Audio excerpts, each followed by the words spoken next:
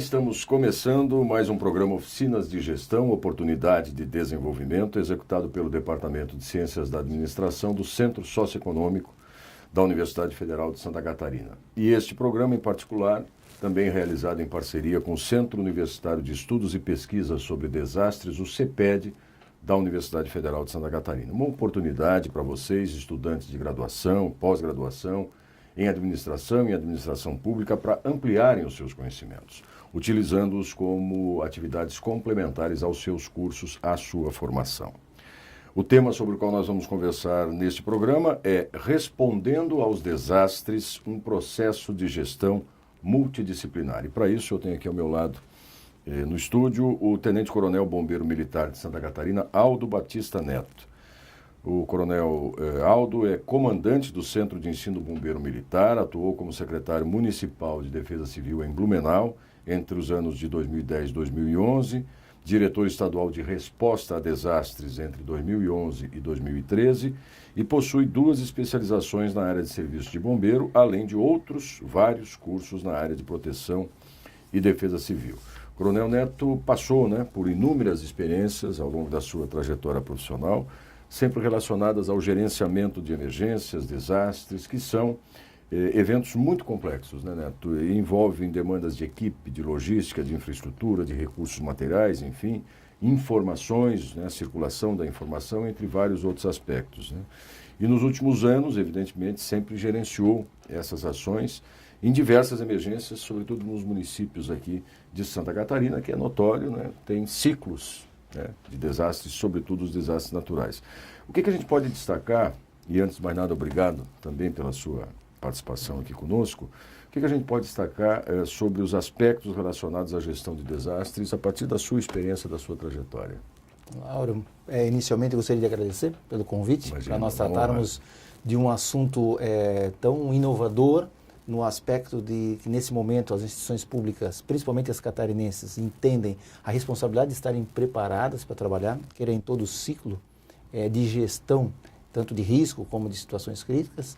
E também a comunidade, pela sua vivência, principalmente nos últimos anos, ela tem se posicionado de forma diferencial, tanto entendendo-se como um protagonista, que tem uma posição muito diferenciada e de muito impacto durante o processo de prevenção, como durante o processo de desastre, e também da comunidade a cobrar dos seus representantes eleitos, das instituições, posicionamentos dos mais diferenciados. Por isso eu fiquei muito contente, muito feliz pelo convite realizado. Ele digo assim, isso é um posicionamento e uma leitura não nossa catarinense, mas sim nacional. O país ele tem um divisor de águas muito grande na atual legislação de defesa civil, e principalmente voltados para desastres naturais, que é o ano de 2008, com os eventos que nós tivemos em Santa Catarina, na região do Médio Vale e Foz do Itajaí-Açu, e outros demais municípios que foram atingidos em 2008, em especial Ilhota, a região do Morro do Baú. E depois, a gota d'água, pode-se assim dizer, nós temos o ano de 2011, ali a virada de 10 e 11, foi exatamente o evento na região serrana do estado do Rio de Janeiro. Isso dito pelo próprio governo federal, que esses dois eventos foram muito pontuais e muito marcantes para a mudança da postura, tanto das estruturas de defesa civil nacional como da própria legislação. É interessante, eu gostaria muito para quem nos assiste, fazer só uma pequena referência. Nós não podemos esquecer que o conceitual e o desenho de defesa civil e de órgãos de emergência, ele tem origem, sim, principalmente na Europa, no pós-guerra, no pós-Segunda Guerra Mundial, onde o desenho de defesa civil, no ato de responder aos desastres, ele tem muito uma cara reativa, onde obrigatoriamente você precisa esperar o evento acontecer e estar preparado para responder frente ao que aconteceu. Nós temos então depois uma mudança importante, dentro até mesmo num contexto internacional, do que se espera, do que se passou a entender e a descobrir sobre essa interface de relação do homem com o meio ambiente. Nós tivemos uma mudança importante na década de 70, depois 80, 90, e para nós brasileiros, principalmente após 2008, 2011. Com esses 2 episódios a que você se referiu. Principalmente, são muito marcantes. Nós temos aí uma legislação nacional bastante diferenciada, que dá toda uma cara diferente, tanto para os órgãos que trabalham em resposta a desastres, quanto aos repasses financeiros necessários. A legislação hoje, a Lei 2.608, que trata do Sistema Nacional de Proteção e Defesa Civil, trouxe uma mudança muito grande. Nessa mesma esteira, nós tivemos mudança nos próprios códigos de desastres no Brasil, na relação dos entes federativos, né? Você tinha anteriormente uma ligação no processo de gestão do desastre, onde o ente municipal precisava primeiro passar pelo estadual para depois subir ao ente federal. E hoje você tem uma ponte direta, sem ter... todos os entes se ligam, mas sem ter a obrigatoriedade desse ciclo lógico. Então mudou bastante de 2012 para cá, onde a legislação, né, amparada por um clamor público, ali 2008 e 2011, muda-se então a legislação após 2012. E hoje, nós nos valemos muito das leituras feitas pelos cientistas, tanto os meteorologistas como os geólogos, que nos têm afirmado e têm feito a seguinte leitura com base em experiências globais. Os eventos não terão mais a característica que nós tínhamos antes, na década de 80 e 90, e até início de 2000, aonde você tem uma distância muito grande entre eles. Se nós pegarmos o histórico de Santa Catarina, nós tínhamos o Vale do Itajaí em 2008, nós tínhamos 20 anos do último grande desastre, 25 anos do último grande para a região de Blumenau. Pegamos 2011 Rio do Sul, nós tínhamos 28 anos de distância do último grande. E agora, em questão de 2008 para cá, quantos nós já tivemos novamente, praticamente um por ano? E de magnitude, né? Mais severo, com um a cada 2 anos. Então, os cientistas têm dito isso. Precisar data e hora é quase que impossível e seria muito arriscado fazê-lo. Mas eles afirmam que quem trabalha com desastre tem que estar preparado, porque eles terão maior poder destrutivo, ficarão mais tempo agindo sobre o cenário e com menos intervalo entre um e outro. E se a gente considerar uma outra variável, se o senhor me permite, coronel, que é cada vez mais a ampliação da ocupação dos espaços urbanos pelas populações. Sem sombra de dúvida, porque o desastre natural ele tem muito de recorrência. Nós temos aí uma recorrência, vamos supor, depende do modelo, a cada 15 anos, a cada 50, 500 anos, 2.000 anos. Há pouco tempo eu lia numa bibliografia federal, que trata do Atlas Brasileiro sobre Desastres, o evento de 2008, na região de Blumenau, eles afirmam que pode ser algo de recorrência de 10.000 anos. Então, os eventos sempre aconteceram dessa magnitude. O que nós temos é, na verdade, os centros urbanos, cada vez mais volumosos, com ocupações das mais irregulares possíveis. Então, essa combinação, essa interferência do homem na construção da sua moradia, nessa questão da sua interface de relação com o meio ambiente, e numa curva, em que os pontos fora de uma curva média estão cada vez surgindo mais próximos, nós temos esse desenho tão comum hoje para o nosso estado, para o Brasil, de uma maneira mundial, A gente assiste o tempo todo na imprensa. Exatamente. E daí a dimensão complexa que cada vez mais a gestão do desastre acaba adquirindo, essa dimensão. Perfeito. E uma mudança assim, muito grande e muito significativa, que os gestores públicos têm se deparado com isso, foi a resultante de um estudo japonês feito após agora o último grande tsunami deles. O japonês já tinha, na questão do terremoto anterior, na região de Kobe, já havia levantado, mas depois do último tsunami deles, terremoto seguido do tsunami, eles bateram martelo no seguinte posicionamento. Nós, brasileiros, arredondamos o número, mas eles trabalham com a seguinte referência, 70% 20-10. Dos que sobrevivem aos grandes desastres naturais japoneses, 70% referem da população que sobreviveram por causa de uma coisa que traduzida seria autossocorrimento. 20% da ajuda mútua e 10% do socorro institucional. Então, os órgãos, os gestores de desastre hoje, principalmente se nós pensarmos no ciclo de defesa civil, na caixinha, no segmento preparação, que é estar preparado para um evento, ficou muito claro que quanto mais a própria população tiver conhecimento da sua responsabilidade na esfera preventiva, mas como se comportar na esfera, no momento reativo do desastre, e considera-se, quando nós falamos em desastre, nós estamos falando em 3 momentos distintos, no pré-impacto, no impacto e no pós. Então, quando o cidadão, mas a sua família, tiver o seu planejamento de emergência familiar realizado, com vistas a acompanhar o monitoramento de clima-tempo, hoje com tantas mídias à disposição, saber onde procurar a informação, se mora numa área de risco ou sujeita a impacto importante, conhecer o sistema municipal de alerta e alarme, o abrigo mais próximo da sua residência. Então, saber assim, acompanhar a previsão, saber o momento correto de sair da sua residência e o que levar consigo. E aonde se acolher, até mesmo na própria rede primária, né, de acolhimento dentro da sua linha familiar e de amizades, isso já é uma conduta extremamente importante. Porque você tem, além do cidadão, depois você tem um órgão público e a própria comunidade organizada depois fazendo serviços complementares e necessários para o restante do socorrimento, para assistência humanitária, para a reabilitação de cenários, que é o que está dentro desse período de resposta a desastres. Mas nós temos exatamente assim, para o nosso Estado, uma figura muito diferente pós-2008. Nós temos, eu vou lhe dar um exemplo, o ano de 2013. Ao finalzinho do ano de 2013, nós tivemos um evento importante em Santa Catarina, seguido logo depois uma questão de neve importante. Nós tivemos um evento que seguiu a uma sexta-feira. Na segunda-feira, até a segunda-feira, sexta, sábado e domingo, durante 3 dias, nenhum município afetado pediu nada. E isso para nós foi uma grande novidade na época. A partir da segunda, começaram a haver as solicitações de logística, principalmente material de limpeza e serviços de reabilitação de cenário para limpezas de rua, retirada de escombros, árvores caídas. E quando nós fomos às prefeituras, né, porque eles passaram 3 dias, nós não tínhamos solicitação de colchão, não tínhamos solicitação de alimento.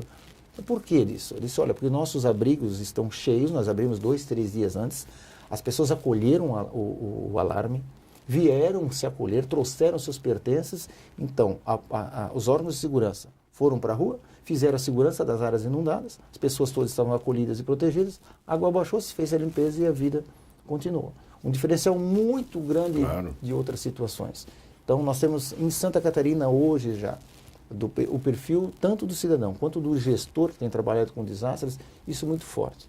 As questões preventivas, a parte toda de engenharia, né? A gente diz a questão preventiva, ferro e concreto. Então as obras todas que hoje o nosso Estado experimenta, uma mudança de atitude da população em que ela está mais atenta, ela já percebeu, através de, tanto pela imprensa ou de capacitações, de que os eventos estão se aproximando. E que ela tem uma participação fundamental na esfera preventiva, mas muito também de como se comportar no pré-impacto, né? no pré-eventos. E que isso faz uma diferença grande, principalmente na salvaguarda do seu patrimônio, naquilo que ela consegue resgatar, do sofrer menos. Né? E os órgãos públicos hoje, nós temos para Santa Catarina, Corpo de Bombeiros, Polícia Militar, SAMU, serviço todo de infraestrutura, a saúde básica, o serviço social, as pontes realizadas entre os segmentos do tipo o ente estadual com o seu representante municipal, nesses níveis de especialidades. Todo mundo já falando uma mesma linguagem e todas essas instituições se preparando para trabalhar em conjunto durante os períodos de desastres, que os impactos e a possibilidade dessa pessoa voltar à vida normal depois, isso é muito mais facilitado. Né? Então você, na verdade, com essa condição prévia, né, que você mencionou aí os vários sistemas que permitem as pessoas anteciparem ou deixar sua casa, ou se prevenir para isso, de alguma forma, desonera um esforço maior dos entes públicos depois, se a população tiver essa capacidade de se preparar. Também, até porque não podemos esquecer que seria assim, quase impossível somente o ente público dar conta, né, de um processo, principalmente de reabilitação de cenários posterior, considerando que as pessoas não foram alertadas em tempos, que não acolheram alarme, que não saíram. Então você tem mais socorrimentos durante final de dia, durante madrugada, você tem perdas maciças. Uma coisa que nos chama a atenção, né? Você assiste uma matéria sobre um desastre e a mídia faz uma abordagem dentro de um abrigo. Aí você vê aquele abrigo vazio com as pessoas só com colchão no chão. Então você pode ter certeza que a perda é severa, o sofrimento é muito maior. O que nós temos hoje em Santa Catarina? Você assiste o noticiário e você vê os abrigos cheios de artigos dentro. Até você não consegue entender, existe uma estratégiazinha de você montar núcleos de abrigamento usando os móveis da pessoa como repartição. Né? Então ela passa a habilitar num pequeno espaço, tendo seus móveis como limite. Um sofá aqui, um armário ali, uma geladeira do lado. E ele vai reconstituindo, claro, com tudo que isso traz de consequência, mas ele reconstitui minimamente o ambiente da casa dele. Perfeito, e assim ele pode passar por algumas semanas, até porque a questão de conforto, de proteção, de atendimento às necessidades básicas são um pouquinho mais facilitadas. O trauma, inclusive é menor. Então hoje essa é uma realidade catarinense. E por isso que é tão importante, e que é hoje o grande desafio de gestor que trabalha com esse assunto, entender que um desastre é multidisciplinar, entender que um desastre é intersetorial. Você precisa, hoje, o desastre ele não cabe a um órgão, ele não cabe ao quem está o órgão mais afeito, né? Digamos assim, a Defesa Civil, que tem um ciclo completo, tanto na esfera preventiva como a reativa, mas não pode, é descabido imaginar que um órgão daria conta. Na verdade, nós temos um desenho administrativo muito forte, da década de 40, onde você tem uma setorialidade muito forte, um nível de especialização. E a Defesa Civil brasileira, ela é oriunda da década de 40. Claro. Então, tinha-se muito essa cara no Brasil, que, falou em desastre, pertence a um órgão. Não, ele é multidisciplinar. Na verdade, todo órgão tem uma expertise, todo órgão tem uma legislação que lhe possibilita trabalho, um corpo técnico. A grande diferença, o grande mote dessa questão é entender que muitas vezes a legislação, a minha técnica e meu profissional, ele está muito voltado ou exclusivamente capacitado para o dia a dia, para o ordinário, né, que é um termo que nós utilizamos, né, aquilo que é o dia a dia, aquilo que já consome quase que a totalidade das energias. Na verdade, agora eu tenho que ser um órgão presente no estado de alta recorrência. Eu tenho que entender que a minha ação também é presente no extraordinário. Então, no uso, a linha e a responsabilidade ainda é minha, da saúde, do serviço social, da infraestrutura. Né? Então, por isso que, e assim, isso, por incrível que pareça, né, principalmente que nós estamos falando para futuros gestores, que nos parece uma coisa tão natural, nós somos um dos poucos estados da federação que tem essa ótica de trabalho. No Brasil, ainda mais se isso o entendimento é que desastre pertence a um único segmento. É engraçado porque os mais antigos, eu me incluo neles, se dirigiam ao serviço público, normalmente, onde é que o senhor trabalha? Não, eu vou para a repartição, porque o Estado era repartido mesmo. Isso, né? perfeito. Então, onde as pessoas trabalhavam na repartição.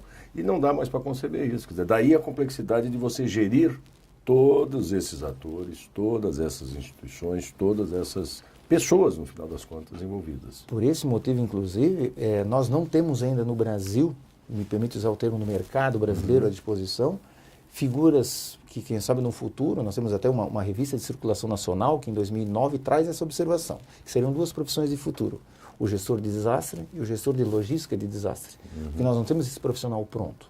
Hoje nós encontramos pós-graduações nessa área. Né? Nesse exatamente, nível, né? e com uma sorte de profissionais que se habilitando para esse cenário.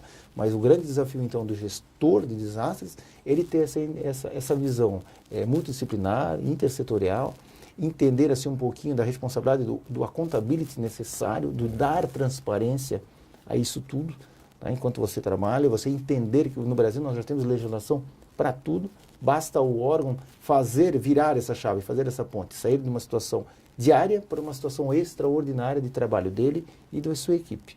Tá? Mas assim, estudos internacionais mostraram os países mais desenvolvidos não são me permite, cultura europeia, não são os de maior poder econômico.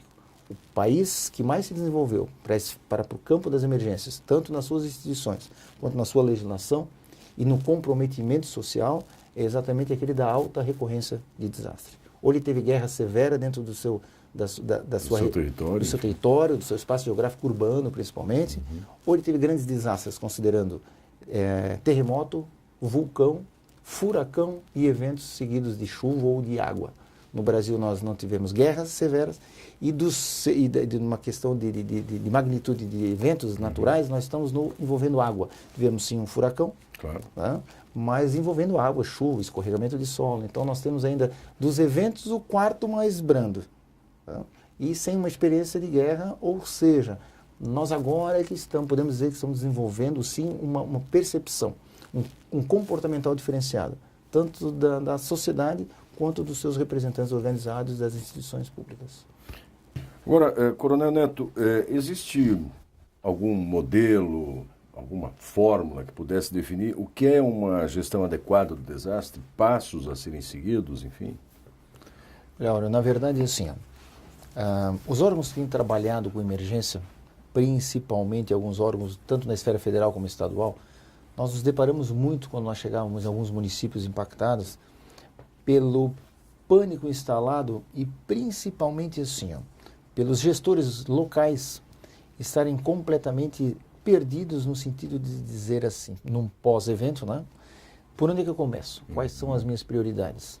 Então, com base nessa realidade que nós encontrávamos, e já digo encontrávamos porque nós somos uma posição bem diferente hoje, e com base na bibliografia, acabou se desenvolvendo uma lógica Essa lógica não é uma lógica, quando eu falo desenvolvendo, não é algo que nós fizemos. Nós passamos a seguir uma tendência internacional, uma biografia internacional, e dar a nossa cara para esse processo, porque tem muita peculiaridade do nosso Estado, né, envolvido.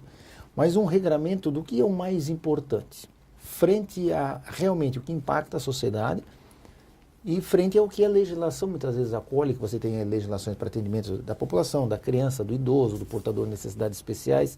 Então isso tudo, essa lógica, toda essa legislação toda, você tem que também acolhê-la durante desastre. Você tem que atendê-la durante esses eventos críticos. Por isso, de uma maneira geral, assim, o que se faz? Primeiro, no campo resposta, que é exatamente, ele envolve o pré-impacto do evento, o impacto e o pós, nós criamos uma linha lógica de atendimento que é as ações de socorro, de assistência humanitária e reabilitação. Então, se nós falarmos em socorro, a primeira coisa que precisa ser desenvolvida, o item socorro ela já está anterior do impacto do evento. Então é você assim, receber um alerta informando que terá um evento sobre a sua cidade. Você dar um alarme adequado para a comunidade. Existe um rito bem no início que é o ente público maior, o gestor, o do executivo do município, ele vai a público ou ele faz tornar-se público um informe oficial do município ou do estado dizendo teremos problema.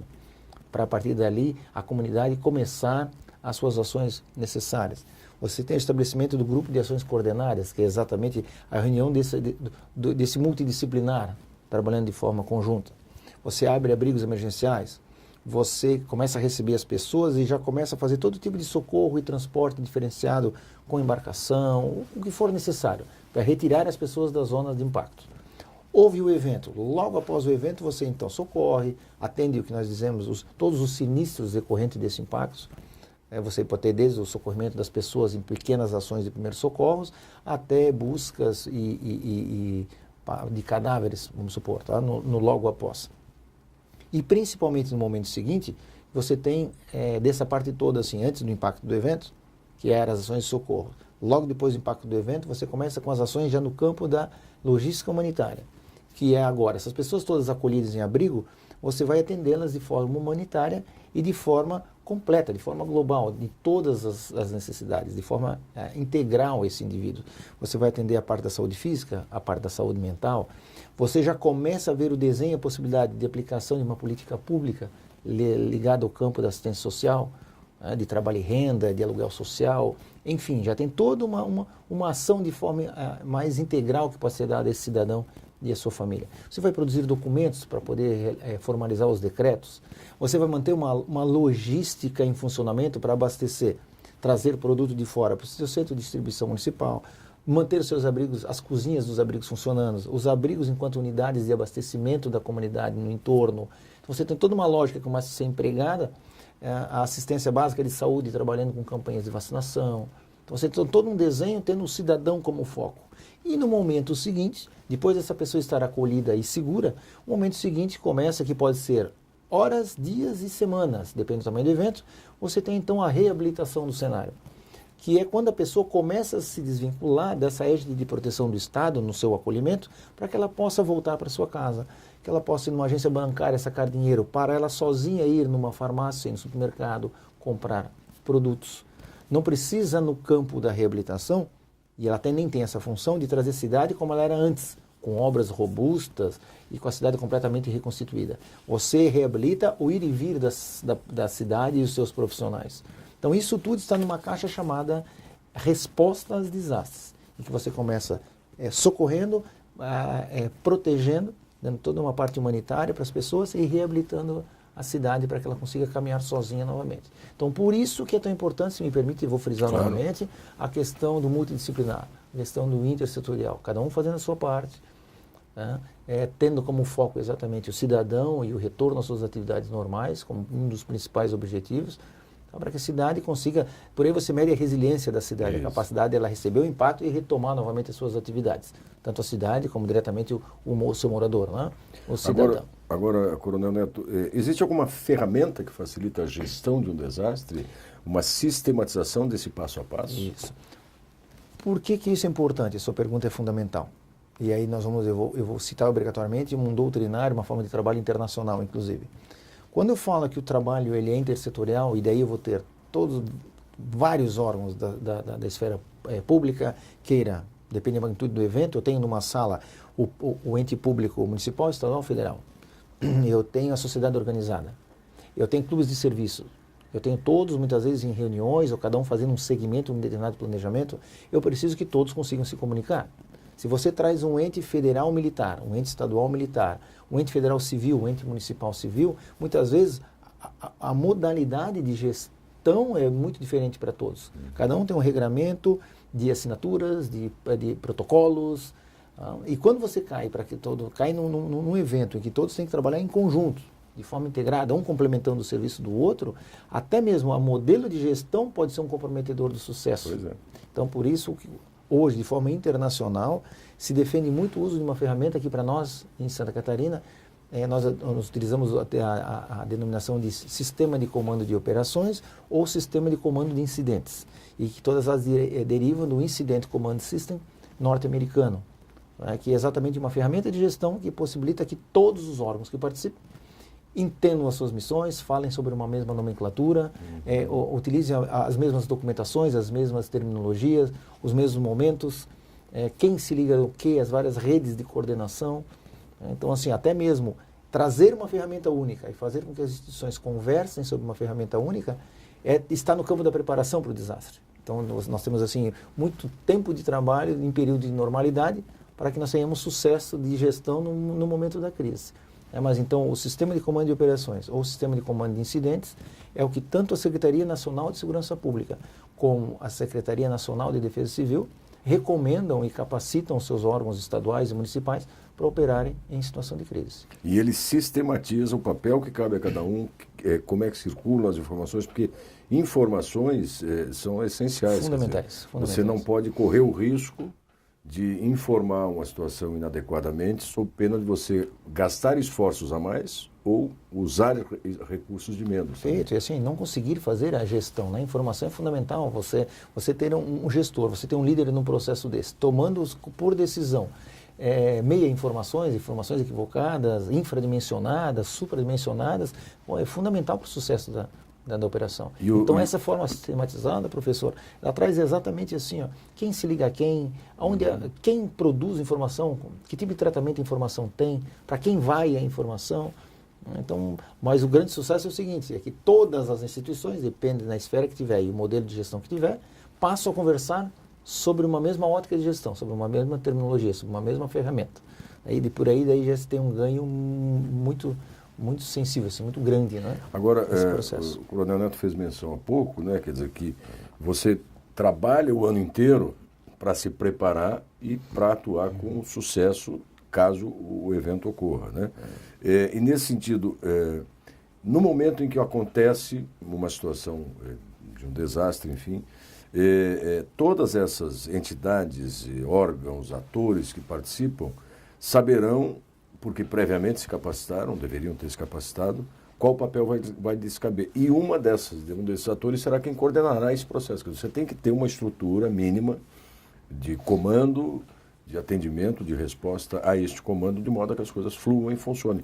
E como é que você consegue gerir isso tudo com entidades com perfis tão diferentes? Perfeito. E aí entra uma coisa muito interessante. Nós fomos buscar na bibliografia internacional, ela está lá na década de 90, início de 2000, muito forte, que é o surgimento de uma postura de administração chamada de agência líder. E essa própria ferramenta, que nós citamos anteriormente, o sistema de comando de operações, recomenda essa figura. E hoje, quem tem muito esse papel são as defesas civis, tanto as municipais, como estaduais, como a federal. O homem de defesa civil, ele vai para o cenário, mas não cabe a ele o comando, a determinação das ações. Uma das funções do gestor de desastres é exatamente saber costurar, liderar, incentivar, direcionar, cooptar, todo esse verbo que é de forma colaborativa, ele tem que ter isso como foco de trabalho. Então, esse doutrinário de agência líder, dessa pessoa que conheça um pouquinho da legislação de cada uma, que durante o processo decisório saiba o momento de direcionar as ações para hora para uma agência, hora para outra, cobrar algum tipo assim, de recomendação de um exemplo, quem tem legislação feita a tal área? Somos nós. Então, por favor, o que os senhores O que os senhores indicam para esse momento? Que tipo de decisão pode ser tomada? O que podemos escrever? Os senhores escrevem, chancelam, vamos supor, a vigilância sanitária, a vigilância epidemiológica, a infraestrutura. Então, a agência líder, o líder de desastre, o gestor de desastre tem que ter essa pessoa que tem que ter essa visão global, sistêmica, de como isso tudo trabalha. Tá? E que daí é uma grande barreira, considerando que nós temos instituições ainda muito departamentalistas, onde acha que a responsabilidade é do meu setor, a responsabilidade é da minha instituição. Tá? Então, assim, trabalhar em cenário de desastre, em cenário de crise, em ambientes de baixa recorrência, onde as instituições presentes não estão acostumadas a trabalhar sobre crise, que nunca trabalharam juntas, se deparando com um evento inédito, são os grandes desafios de quem trabalha com gestão de desastre. Com essa gestão. Voltando à questão da informação também, os momentos de crise do ponto de vista, por exemplo, das mídias, né? Seja das mídias clássicas, vamos falar do rádio, da televisão, do jornal, ou das redes cada vez mais comuns de circulação de informação, redes sociais, a própria internet, cria sempre expectativas em torno das informações que circulam. Quer dizer, quantas pessoas estão desabrigadas, quantas foram desalojadas, qual é a ameaça ou risco que existe em determinada área. E esse acesso, a entrega dessa informação também é de vital importância. Quer dizer, você tem que concentrar em alguém para que nem todo mundo saia falando o que tem da sua opinião, do que acha que é. E essa gestão também da informação é fundamental. Nós temos trabalhado, quando a gente trabalha, quando a gente faz a capacitação de entidades que vão trabalhar sobre crise, sobre desastre, nós temos um foco, momentos da capacitação, todo ele direcionado exatamente para o tratamento da mídia e da construção da informação única e que pode ser repassado pela população, principalmente utilizando-se dos vários recursos, dos vários meios, né, de imprensa que tem. E o cuidado tem exatamente assim, professor, em que todo mundo fale os mesmos números, que todo mundo dê a mesma informação. Eu não gosto de determinado órgão de imprensa porque tem aquele determinado cidadão. No momento de crise e desastre, isso deve desaparecer. Nós estamos trabalhando muito forte assim, quem é que cuida da imagem e das informações para a imprensa durante um desastre? O órgão que lida com isso na normalidade, então ou na esfera municipal ou na esfera estadual, ele que assume essa função. A agência líder e o uso e a recomendação do uso de uma única pessoa que fale em conjunto sobre todas as outras instituições. A instituição que ela até fala, pode falar, toda a instituição é permitido que dê entrevista, que fale a respeito do evento sobre o seu labor, mas com aqueles dados únicos. Então, existe pessoas da área da comunicação dentro dessa estrutura de desastre que ficam só monitorando e acompanhando e fazendo todas as recomendações. Então, assim, passou-se a se entender muito forte o papel que a imprensa tem no difundir, né? Porque, na verdade, o órgão de imprensa hoje, o que maior tem é condição de cobrir áreas e informação em tempo real. Com certeza. Para os atingidos. Você vê algumas cidades do Vale do Itajaí, no nosso estado, que nós tivemos há anos atrás eventos de que uma emissora de TV passa a funcionar 24 horas e todos os jornalistas, até mesmo de concorrentes, fazem uma grande cooperativa e ficam trabalhando em bancada de empresas concorrentes, um do lado do outro, passando informações 24 horas vitais para a comunidade.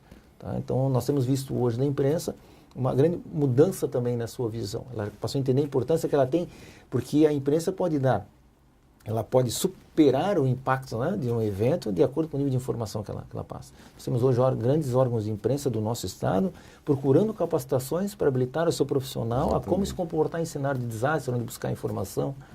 Então, assim, o nosso estado ele é muito positivo muito nessa positivo. Área. E com relação à gestão propriamente dita das pessoas envolvidas, dos recursos humanos, dos recursos materiais, isso também é uma gestão delegada? Quer dizer, você tem determinados atores que são orientados você recebe a alimentação, você distribui, você entrega às pessoas, você identifica as carências. Quer dizer, essa gestão também me parece bastante complexa, né? Porque é um volume, às vezes, muito grande, né? Nós já vimos várias vezes também reportagens, né, de situações de desastre que os recursos não chegam adequadamente ou, no limite, são desviados. É claro que aí o problema é outro, não é de gestão, né, do desastre comportamental, em si, né? muitas comportamental. vezes, né? Mas esse deve Sim. ser um nó difícil para desatar, né? Eu lhe digo assim, professor, a prática tem mostrado, quanto mais antecipadamente é dado o alerta para a comunidade, para ela se abrigar, mais fáceis são as ações de logística humanitária, principalmente no que diz respeito ao alimento, ao que a gente chama o kit de conforto, envolvendo lençol, cobertor, travesseiro, colchões. Então, quanto de forma mais antecipada, menos esforço tem nessa área, porque é recomendado que as pessoas levem para o abrigo esse nível de material. Qual é a lógica que nós trabalhamos hoje na assistência humanitária para trabalhar essa parte dos recursos, principalmente de alimentação, de água potável? O acordo feito é mais ou menos assim. O município tem que ter pernas para 24 horas. Então, a pessoa alimentada dentro do abrigo, as primeiras 24 horas de refeição, de 24 a 48, obrigatoriamente ele é localizado. Então, aí que você antecipa o alarme e pede para que a pessoa leve alguma alimentação para as primeiras 12, primeiras 24. Depois, o município, dentro da sua estrutura já preparada para impacto, ou até mesmo ela se vale da merenda escolar no primeiro momento, ela alimenta por 2 dias a população. Em seguida entra forte o Estado. Nós conseguimos hoje, em 24 horas, botar uma sorte enorme de produtos de alimento, de água, produtos de reabilitação, como telhas e outros insumos, na parte da saúde, né, entrar com assistência tanto básica como emergencial de saúde, de 24 a 48 horas depois da comunicação do impacto do evento. Exatamente para dar um fôlego maior para a esfera federal, que também entra com esse aporte. Mas só como ela tem um documental, tudo informatizado hoje já, claro. Mas ela tem um processo de linha decisória um pouquinho mais complexa, que você precisa de mais comprovação documental, você pode ter de 4 a 5 dias, para depois começar a chegar ao recurso federal. Então nós temos essa linha de trabalho para entrar com material de qualidade, para entrar com uma alimentação adequada, porque, professor, é muito importante para quem nos assiste. O que a pessoa consome de caloria, a quantidade de água que ela consome, o espaço que ela vai ter para dormir, isso não é alguma coisa que alguém chegou e decidiu. Isso é um regulamento internacional que nós utilizamos. Tanto a Carta de Assistência Humanitária, quanto a própria legislação do Serviço Social hoje faz esse nível de recomendação. Então, também a assistência humanitária é sobre legislação e sobre recomendações internacionais e federais. Então, nós temos esse alinhador para trabalhar, desde a quantidade de água, vou frisar novamente, a caloria consumida por alimentação, todo esse desenho. Uma preocupação nossa do nosso estado, nós somos praticamente o único estado que trabalha com 2 cestas básicas de alimentos. Uma que necessita de cocção e uma que não necessita nenhum tipo de cozimento e preparo. Então, a aeronave não consegue retirar uma família, ela lança uma primeira cesta de alimentação para 24 horas de consumo in natura, como é entregue. Aí você tem alimento altamente calórico, você tem achocolatado, material que pode ser consumido diretamente. Essa cesta ela tem aproximadamente 9 quilos, de 7 a 9 quilos, ela custa 4 vezes a outra que tem 25 quilos e que alimenta uma família de 4 pessoas por 7 dias. Mas aí precisa ser cozido e tal. Aí é tudo a granel, que precisa de preparação. Tá? Então todos esses cuidados, tá? Isso tudo está no nosso estado, né? Isso tudo está mapeado, isso tudo, nós temos fornecedor disso tudo. As cidades sabem o que solicitar, em que momento solicitar. E dentro disso, se o senhor me permite fazer uma colocação, até para quem nos assiste entender, uma das principais crises que se enfrentam em assistência humanitária e logística humanitária no desastre são as doações. Nós temos trabalhado muito sobre um conceito de doação reversa, do tipo, a minha escola, onde meu filho estuda, quer fazer uma campanha para ajudar uma cidade. Antes de começar uma campanha, ela escolhe uma cidade e ela deve escolher uma entidade dentro da cidade. Aí ela faz um contato, descobre o que aquelas pessoas precisam, mapeia os produtos e as quantidades e faz focalizado naqueles artigos.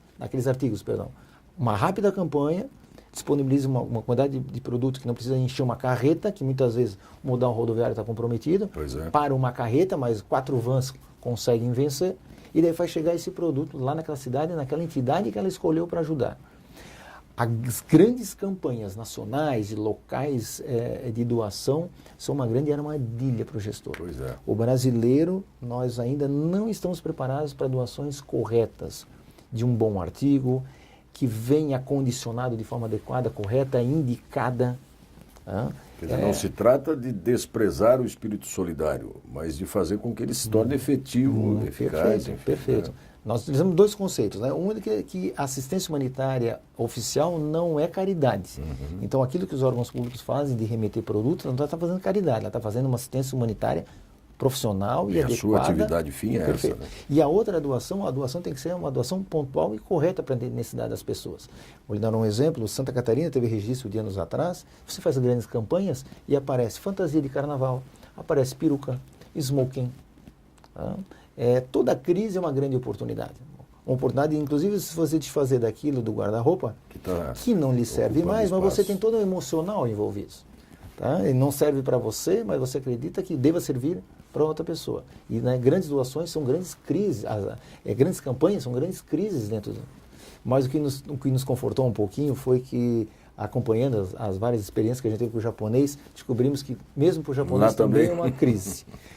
Trabalhar com o aporte de voluntários grandes que entram no país, as grandes instituições de busca e resgates internacionais e as doações foram as 3 crises que o japonês nos afirmou ter nos eventos dele também como os nossos. Agora, recuperando um pouquinho, porque na hora eu queria ter feito a pergunta e acabei passando batido, o Coronel Neto fez menção, usou a expressão agência líder, né? Quer dizer, que seria quem no momento da gestão de uma crise ou de um desastre coordena as atividades. Essa coordenação, ela é normalmente destinada, por exemplo, ao coordenador municipal de proteção e defesa civil, ou pode ser um oficial do Corpo de Bombeiros, ela pode se alterar a depender do perfil desse desastre. Quer dizer, o líder é aquele que no momento reúne melhores condições para coordenar aquele processo, ou ele sempre vai ser aquele cuja atribuição é coordenar a defesa civil municipal? Eu lhe digo, professor, lhe respondo da seguinte maneira. Eu vou lhe responder pela lógica da formação de redes. Eu acredito que, muito breve, a Santa Catarina já terá uma expertise tão grande nessa área que as instituições naturalmente vão saber os seus objetivos e o time correto de atuação durante os desastres. Então, mesmo a administração por objetivos e a formação de redes são fundamentais para a gestão de desastres. Então, nós formaríamos, de acordo com os escritores, uma grande rede do tipo teia de aranha. Que você não tem um núcleo central, e sim cada nó é um nó que já sabe os seus objetivos, já tem as suas ligações e sabe o seu posicionamento e as suas operações em desastre. No momento que a gente se encontra, por mais que nós tenhamos um desenvolvimento que já nos separa de uma realidade de não muito tempo, mas bem modificada para melhor, e nos diferencia também do restante do país, mesmo assim, a nossa formação de rede é uma formação de rede dita do tipo raio de sol, em que precisa obrigatoriamente de um centro. E a partir dele saem as informações são tratadas, a construção dos objetivos ainda são direcionados, porque nós ainda temos o saber em desastre ainda muito centralizado em algumas agências. Então, obrigatoriamente, hoje em Santa Catarina, acredito que não muito em breve, quem sabe no momento futuro podemos estar conversando de forma diferenciada sobre esse fenômeno. Mas nós ainda temos a agência líder sendo uma agência centralizadora, de uma pessoa que tem a visão e a missão de chamar as demais, de respeitar as suas legislações, de costurar o momento de cada uma participar. Durante a linha, linearmente, durante um desastre, nós temos um primeiro momento em que trabalhará muito mais Polícia e Bombeiro e Forças Federais, para um momento seguinte em que quase essas instituições saem do cenário para entrar em infraestrutura, um predomínio grande central do Serviço Social e Saúde. Nós temos a predominância das agências de forma linear durante um desastre. Conforme a evolução mesma Perfeito. Da repercussão que e daí essa costura toda, hoje pelo desenho de redes encontrado, nós precisamos ter um elo central ainda, um nó central fazendo os demais enlaces. Tá? Então ainda tem a necessidade de um gerenciador, de um gestor, que saiba que a sua função é de líder e não de comandante. É dele que vão emanar as decisões. Ele vai provocar as demais agências para botar em foco naquele momento a sua legislação. De modo a viabilizar o trabalho de todos sem comprometer o trabalho de ninguém. Exatamente. Inclusive, ele às vezes se resguarda, professor, e não é ele que fala o tempo todo, não é ele que dá entrevista, até isso ele tem que saber. Aliás, em nesse que momento sentido, trazer. claro, isso talvez não seja a regra, mas sabe-se que isso tende a acontecer. Quando você reúne pessoas com um perfil tão diferente, num momento de tensões e dificuldade, pode ser necessário administrar, inclusive, vaidades, uma palavra difícil, mas que eu gosto de usar, idiosincrasias, Quer dizer, você tem gente ali que, às vezes, até que, é um ano de eleição, o prefeito... E isso também entra no pacote da gestão desse desastre. Professor, isso é muito forte. As principais crises, elas são provocadas ou aumentadas, fomentadas exatamente pelo comportamental dos envolvidos. Quando a gente trabalha na parte da psicologia dos desastres, a gente sempre observa para as pessoas nunca esquecerem. Primeiro é uma lógica, uma frase nossa, que assim, toda crise é uma grande oportunidade. Então o desastre, na verdade, é uma crise magnífica para você ter toda sorte de tomadas de valores e oportunidades dentro daquele evento. Então, para assim, o bem e para o mal.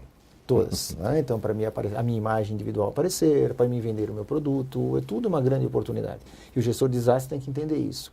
Assim como ele deve entender, principalmente quando ele está trabalhando na questão local e na cidade, que você tem essa pessoa também fora do eixo emocional dela. Você pode ter um efeito de descarga adrenérgica muito grande, onde nem muito bem ele está raciocinando e direcionando as suas ações. Ele está sob uma pressão muito grande. O líder local está sob uma pressão horrível, porque, como é uma grande oportunidade, a oposição também se vale para fazer pressão e colocar em xeque sua decisão, sua preparação, sua liderança, as suas ações preventivas. Então, os cenários de desastres, eles são muito complexos. E eu lhe digo assim, o que diferencia um bom gestor de desastre, um grande diferencial, é o comportamental.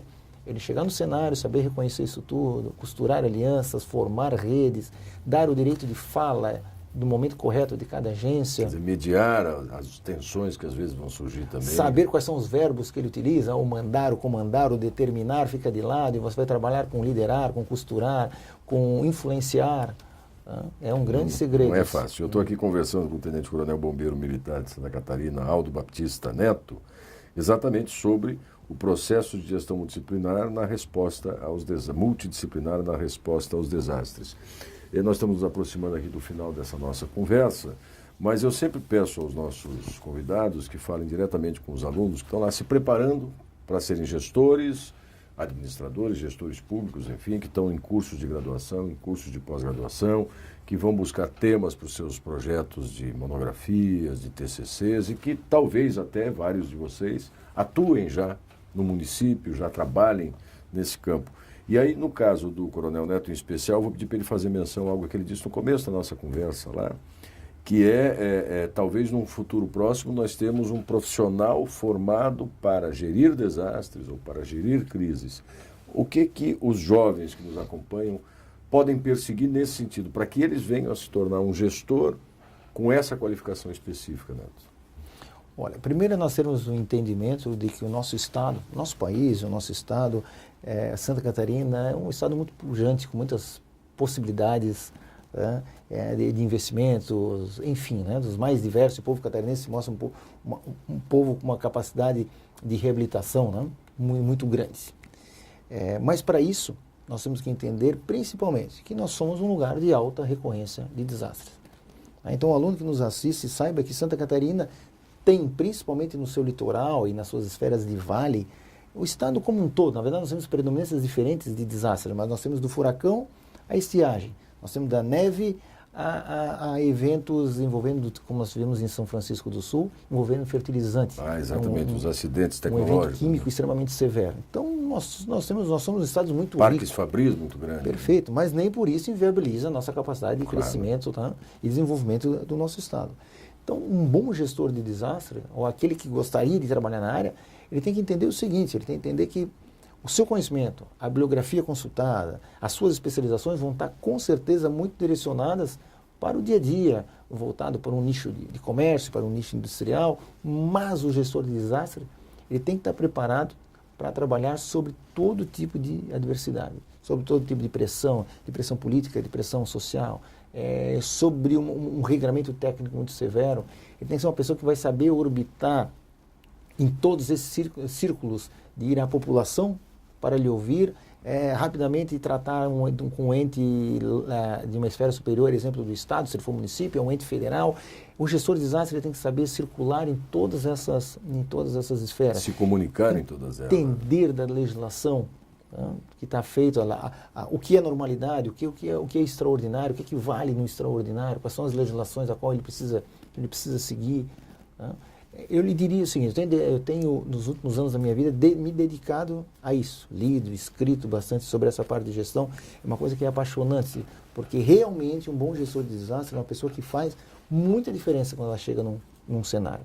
Tanto de forma antecipada, nos momentos de preparação, preparar a comunidade, as instituições dos locais de maior recorrência, como exatamente no momento de crise. Você vai ler de toda a tecnologia envolvida, de onde vocês coletam informação, que tipo de filtro aplica, como lida com essas tomadas de decisões. É um campo por demais desafiador. E os desastres não vão terminar. Nós podemos até estar mais preparados, podemos até ter estruturas físicas mais robustas, mas os pontos fora da curva, as recorrências milenares estão se aproximando cada vez mais. Nós estamos num processo de recorrência desses eventos muito importantes. Tá? Então, eu acredito sim que vale a pena, né, o gestor, por mais que eu queira pegar um nicho de mercado, me dedicar a uma determinada linha, mas eu conhecer desse global para trabalhar em crise é algo muito desafiador, muito gratificante. Maravilha, assim nós vamos terminando mais um programa Oficinas de Gestão. Hoje conversamos, né, eu repito aqui, sobre respondendo aos desastres, um processo de gestão multidisciplinar e intersetorial. Vou acrescentar por minha conta aqui, porque o Neto fez questão de frisar mais de uma vez. Nosso convidado, Tenente Coronel Bombeiro Militar de Santa Catarina, Aldo Baptista Neto, muito obrigado mais uma vez pela sua disponibilidade, por ter estado conosco aqui. Ok, mais uma vez, me senti muito honrado. Muito obrigado pelo convite. Sucesso a todos. Ok, vocês acompanhem no ambiente virtual, aí na página, na internet do programa Oficinas de Gestão, a programação dos nossos próximos compromissos. Até mais.